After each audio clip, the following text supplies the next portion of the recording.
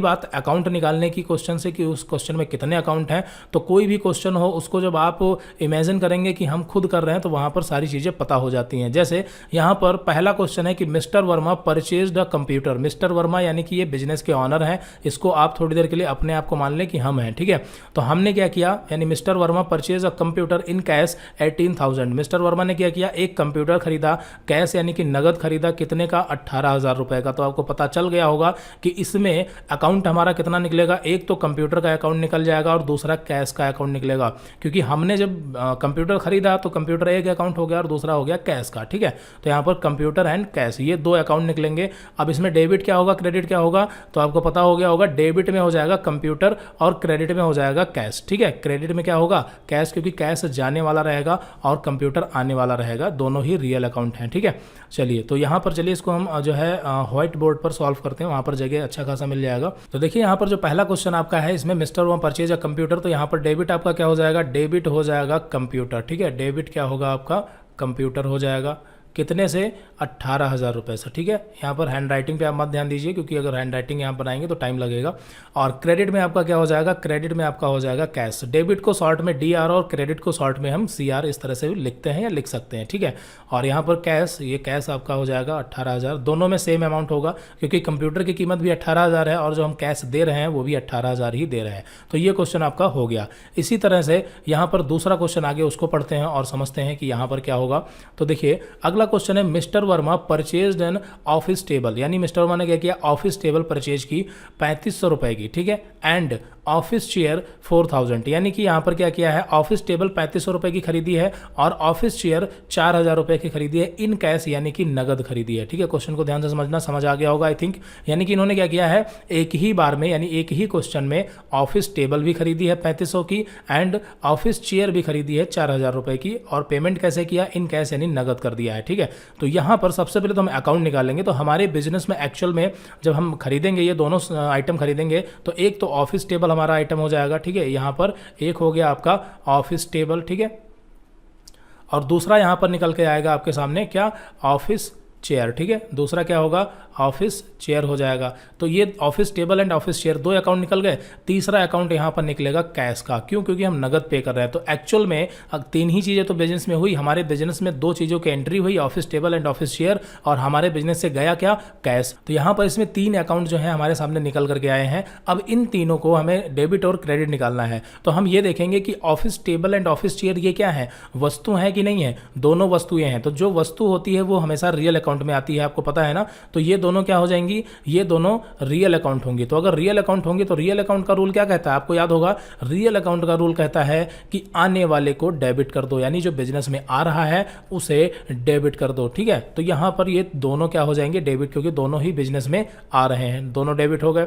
और क्या कहता है कि जाने वाले को क्रेडिट कर दो, तो कैश क्या है, जा रहा है कि नहीं जा रहा है, और कैश भी जो है ये रियल अकाउंट होगा। रियल अकाउंट क्यों होगा, क्योंकि रियल अकाउंट में कौन आता है, रियल अकाउंट में आपकी जो भी वस्तु होती हैं, ठीक है, जो भी वस्तु हो या कोई संपत्ति हो, दोनों ही रियल अकाउंट में आती हैं। तो जो office table and office share है ये आपकी क्या है, वस्तु है, और जो कैश है ये क्या है, संपत्ति है। तो इसलिए दोनों ही रियल अकाउंट में आएंगे और दोनों के ऊपर रियल अकाउंट का रूल लगेगा। तो ये आई थिंक आपको क्लियर हो गया होगा। डेबिट में ऑफिस टेबल एंड दूसरी बार डेबिट में ऑफिस शेयर एंड क्रेडिट में कैश। तो यहाँ पर अमाउंट कितना होगा, तो देखिए ऑफिस टेबल का अमाउंट हो जाएगा 3500 रुपये, ठीक है, और यहाँ पर ऑफिस शेयर का आपका हो जाएगा 4,000 रुपये, और कैश यहाँ पर आपका कितना होगा, 7,500 रुपये, क्योंकि दोनों का भुगतान कर दिया। तो यहाँ पर कैश जो है वो 7,500 रुपये होगा, ठीक है। अब देखिए एक क्वेश्चन में कितने भी डेबिट हो कितने भी क्रेडिट हो कोई फर्क नहीं पड़ता, लेकिन फर्क इससे पड़ता है कि जो डेबिट हो, भले ही 4 बार डेबिट हो और 1 बार क्रेडिट हो, लेकिन डेबिट और क्रेडिट का अमाउंट जो है वो कैलकुलेट करने के बाद बराबर होना चाहिए।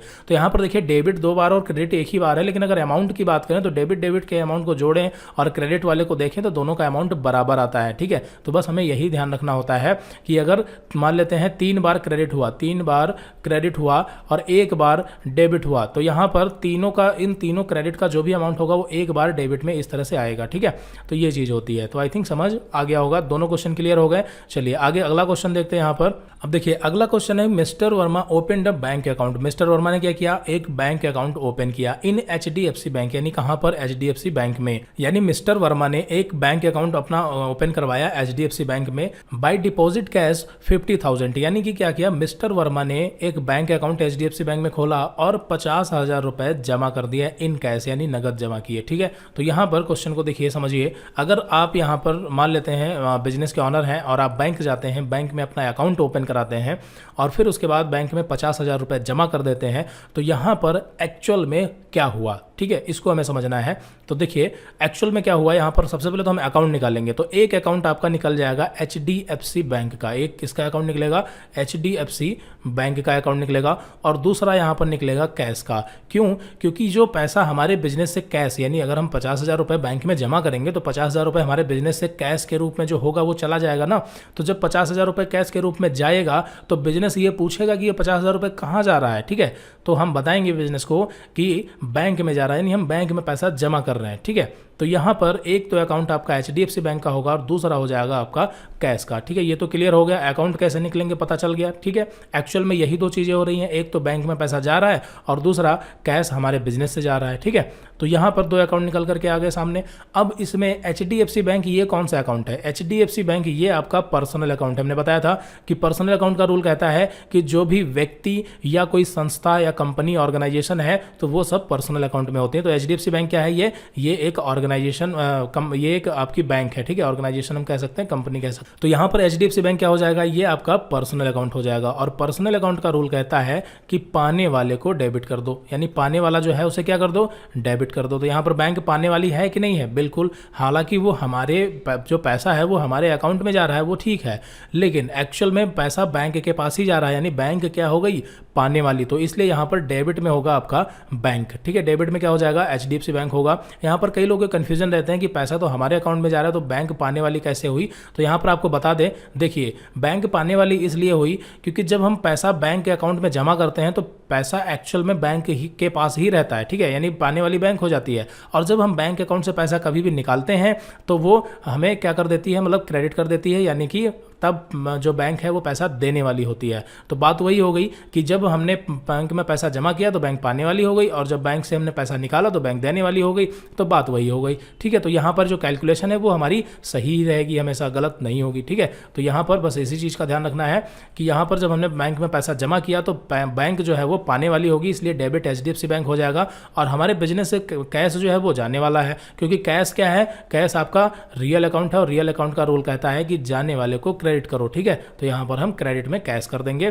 तो ये डेबिट में बैंक और क्रेडिट में कैश कितने से, 50,000 रुपए से, आपको पता चल गया होगा। ठीक है, यहां पर अभी हम स्लो इसलिए पढ़ा रहे हैं ताकि जो बिगिनर लेवल से स्टार्ट कर रहे हैं उनको अच्छे से समझ आ जाए। ठीक है, और जो टैली RP9 कर चुके हैं उन्हें तो ये सब चीजें ऑलरेडी पता होंगी, क्वेश्चन देखते ही आंसर पता चल जा रहा होगा। ठीक है, अगला क्वेश्चन यहां पर आगे बढ़ते हैं। अगला क्वेश्चन है mister Verma purchase stationery item in cash. ठीक है, तो यहां पर देखिए, समझिए, परचेज स्टेशनरी आइटम। अब स्टेशनरी आइटम ये क्या है, ठीक है, तो स्टेशनरी आइटम आपको पता है क्या होता है, एक ऑफिस में जो भी स्टेशनरी आइटम जैसे रजिस्टर, पेन, कॉपी, पेंसिल, जो भी उसमें स्टेशनरी का आइटम लगता है, स्टेपलर, स्टैंप वगैरह, तो यहाँ पर ये सब स्टेशनरी आइटम एक साथ बिजनेस का ऑनर जो भी होता है वो परचेज करता है। अब ऐसा थोड़ी है कि एक बिजनेस में कभी एक पेन की जरूरत हुई तो 5 रुपये का एक पेन मंगवाया तो 5 रुपये की एंट्री थोड़ी करेंगे। ठीक है, वो क्या करते हैं कि एक किसी भी ऑफिस या बिजनेस में स्टेशनरी का जो भी आइटम होता है वो 1,000, 1,500, 2,000 जितना भी होता है वो एक साथ परचेज कर लेते हैं और उसका एक नाम दे देते हैं स्टेशनरी आइटम। ठीक है, तो यहां पर स्टेशनरी आइटम इन कैश। अब यहां पर क्वेश्चन को समझ में आ गया होगा कि मिस्टर वर्मा ने परचेज किया है स्टेशनरी आइटम इन कैश, यानी नगद किया है। ठीक है, तो यहां पर हमें एक चीज समझनी है कि स्टेशनरी आइटम, एक तो मतलब बिजनेस में जो है स्टेशनरी आइटम आ रहा है, ठीक है, लेकिन स्टेशनरी जो है ये एक प्रकार का खर्चा होता है, यानी कि ये क्या है, ये आपका एक प्रकार का एक्सपेंसेस है, खर्चा है। ठीक है, तो यहां पर इसके ऊपर कौन सा रूल अप्लाई होगा, तो सबसे पहले तो अकाउंट निकालते हैं। तो यहां पर दो अकाउंट निकलेंगे, एक आपका निकलेगा स्टेशनरी एक्सपेंसेज, एक्सपेंसेज को शॉर्ट में हम EXP लिख रहे हैं। ठीक है, एक्सपेंसेज, और दूसरा अकाउंट आपका निकलेगा कैश का। तो यहां पर एक निकला स्टेशनरी एक्सपेंसेज 2,000 रुपए, ठीक है, और यहां पर दूसरा निकला कैश का 2,000 रुपए। ठीक है, तो ये हो गया तुम आपका। तो यहां पर स्टेशनरी एक्सपेंसेज हमने बताया ये कौन सा अकाउंट होगा, नॉमिनल अकाउंट होगा, क्योंकि ये एक प्रकार का खर्चा है, एक्सपेंसेज है, तो ये नॉमिनल अकाउंट होगा। खर्चा क्यों है, क्योंकि देखिए स्टेशनरी है, मान लेते हैं कि हमने एक महीने में हमारे पास जितने पेन, रजिस्टर, कॉपी या जो कुछ भी लगे लगेगा वो हमने लिया 1 महीने का, ठीक है, स्टेशनरी आइटम ले लिया और 1 महीने में वो क्या हो गया, खर्च हो गया, मतलब वो समाप्त हो गया। तो जो भी बिजनेस में मतलब आया और खर्च हो गया वो एक प्रकार का एक्सपेंसेस ही होगा। अब इस तरह से आप सोचें कि अगर हम बिजनेस के लिए मोबाइल फ़ोन खरीदें या कंप्यूटर खरीदें, तो मोबाइल फ़ोन या कंप्यूटर खरीदें तो उसकी भी तो एक लाइफ होती है। मोबाइल फ़ोन या कंप्यूटर अगर 5 साल बाद वो ख़राब हो गया, ठीक है, तो वो भी तो एक्सपेंसेस में जोड़ा जाएगा। हाँ बिल्कुल जोड़ा जाएगा, ठीक है। तो मोबाइल फ़ोन एक्सपेंसेस वैसे तो अभी तक हम संपत्ति में जोड़ रहे थे, लेकिन ये लॉन्ग टर्म असेट्स होती हैं। लॉन्ग टर्म का मतलब कि मोबाइल फ़ोन और जो कंप्यूटर आपका है ये लंबे समय तक बिजनेस में टिका रहेगा, ठीक है, ध्यान देना, ये लंबे समय तक बिजनेस में रहेगा। तो इसको जब भी हम परचेज करते हैं तो तुरंत इसको हम एक्सपेंसेज में नहीं रखते। एक्सपेंसेज में नहीं रखते मतलब इसको एक्सपेंसेज नहीं मानते हैं, ठीक है, क्योंकि अगर तुरंत इसको एक्सपेंसेज मानेंगे तो एक बिजनेस में बहुत सारी स्थायी संपत्तियां खरीदी जाती हैं। जैसे एक बिजनेस को चलाने के लिए बिजनेस में furniture, office table, office chair, AC, table fan, computer, mobile phone, कई सारी स्थायी संपत्तियां जो हैं खरीदी जाती हैं शुरुआत में। और अगर ये इतनी सारी संपत्तियों को हम एक ही बार में उठा के एक्सपेंसेज यानी कि खर्चे में डाल देंगे तो हमारे बिजनेस में पहले ही लॉस हो जाएगा। क्योंकि अगर क्या होता है कि एक बिजनेस में अगर एक्सपेंसेज यानी कि खर्चे ज़्यादा हैं तो उस बिजनेस में लॉस ज़्यादा होगा, ठीक है, मतलब अगर खर्चे ज़्यादा हैं तो जाहिर सी बात है कि लॉस होगा। ये तो आपको पता ही होगा कि एक नॉर्मल बिजनेस में अगर इनकम कम और एक्सपेंसेस ज़्यादा है तो फिर वहाँ पे लॉस होना ही होना है। अब इनकम कम क्यों होगी, क्योंकि एसी, कंप्यूटर, फर्नीचर, ये मान के चलो 2 से 2.5 लाख का तो सामान हो ही जाएगा और ये 2 से 2.5 लाख रुपए पहले महीने ही हम एक्सपेंसेस यानी खर्चे में डाल देंगे। तो फिर 2-3 महीने तक तो जब तक इनकम 2-2.5-3 लाख तक नहीं होगी तब तक तो ये हमेशा लॉस ही दिखाएगा ना। तो ये चीज़ होती है। तो जो लॉन्ग टर्म असेट्स होती हैं यानी कि जो स्थायी संपत्तियाँ होती हैं जैसे मोबाइल फ़ोन, एसी, इस टाइप की, तो उन्हें हम क्या रखते हैं, उन्हें हम संपत्ति बना के रखते हैं, फिक्स्ड असेट्स बना के रखते हैं जब तक वो खत्म नहीं हो जाती। और उनको हम उनके ऊपर डिप्रिसिएशन भी निकालते हैं, वो हम आगे देखेंगे जब हम एक्सरसाइज सॉल्व करेंगे तो उसमें लास्ट में देखेंगे डिप्रिसिएशन एंट्री क्या होती है, ठीक है, उसको हम एडजस्ट करेंगे। फिलहाल अभी यहाँ पर आपको इतना क्लियर हो गया होगा कि स्टेशनरी को हम खर्चा मानेंगे क्योंकि ये सिर्फ 1 या 2 महीने के लिए ही है, इसलिए इसको हम डायरेक्ट एक्सपेंसेस में डाल सकते हैं, कोई फर्क नहीं पड़ता, ठीक है। तो यहाँ पर हम इसको खर्चा मानेंगे तो ये नॉमिनल अकाउंट होगा। और नॉमिनल अकाउंट का रूल क्या कहता है, चलिए एक बार रूल पर चलते हैं, दिखाते हैं आपको, ठीक है। तो यहाँ पर आप देखेंगे कि नॉमिनल अकाउंट का रूल कहता है कि जो खर्च या नुकसान हुआ है यानी एक्सपेंसेस और लॉस हुआ है उसे हम डेबिट कर देंगे, ठीक है। तो जितने भी खर्चे होते हैं एक बिजनेस में वो सारे क्या होते हैं, डेबिट होते हैं। तो यहाँ पर स्टेशनरी क्या हो जाएगा, डेबिट हो जाएगा, ठीक है। पेन चेंज कर लेते हैं।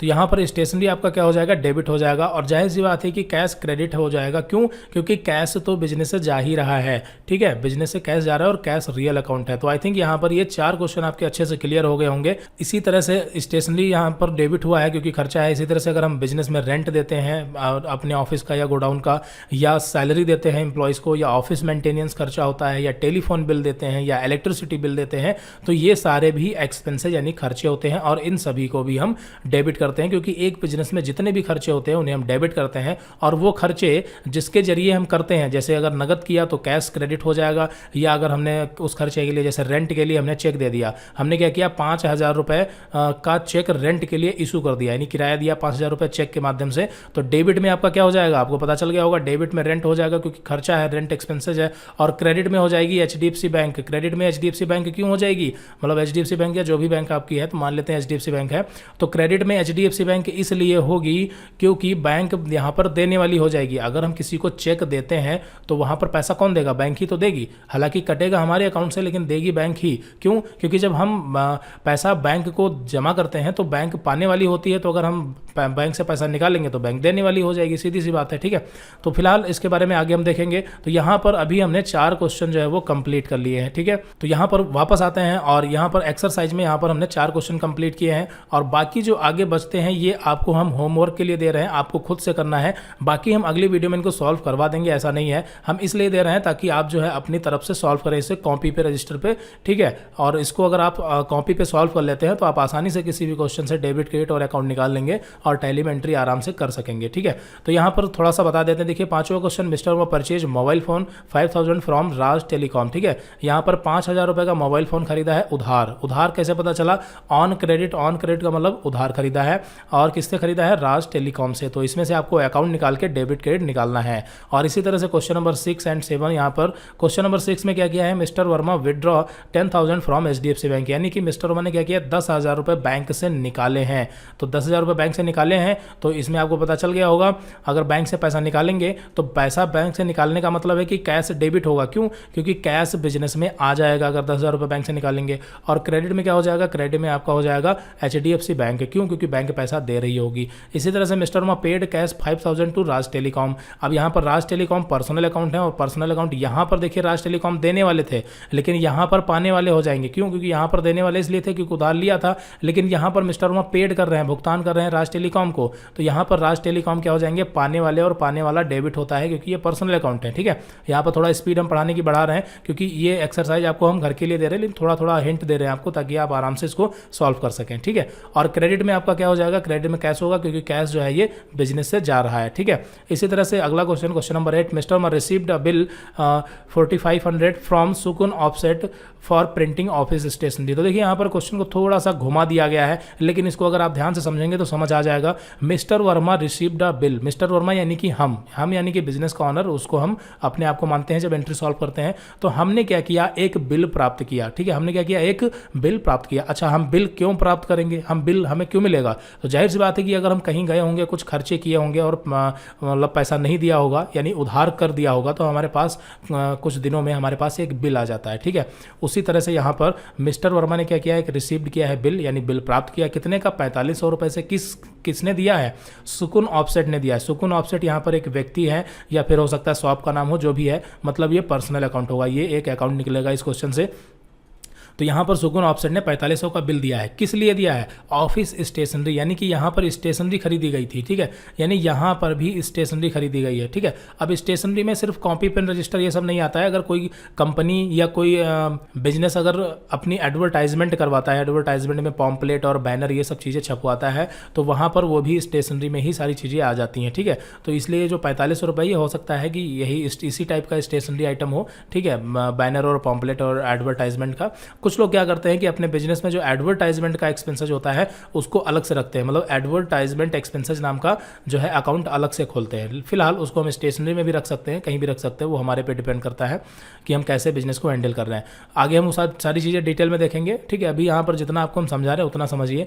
तो यहाँ पर मिस्टर वर्मा ने एक बिल प्राप्त किया 4,500 का, किससे, सुकुन ऑफसेट से। तो यहाँ पर एक अकाउंट सुकुन ऑफसेट का निकलेगा क्योंकि ये देने वाले हैं, पर्सनल अकाउंट क्रेडिट हो जाएगा, और दूसरा निकलेगा स्टेशनरी का क्योंकि स्टेशनरी खर्चा है और ये डेबिट हो जाएगा। ठीक है, ये क्रेडिट हो जाएंगे सुकुन और ये डेबिट हो जाएगा। इसी तरह से विड्रॉ किया है, तो विड्रॉ करने का मतलब है कि यहाँ पर लास्ट में आप देखेंगे पर्सनल यूज लिखा हुआ है। ठीक है, पर्सनल यूज यानी कि निजी खर्च के लिए विड्रॉ किया। यहाँ पर देखिए विड्रॉ किया था, लेकिन यहाँ पर जो विड्रॉ किया था ये बैंक से विड्रॉ किया था और इसमें ऐसा कहीं नहीं लिखा है कि पर्सनल यूज के लिए किया है।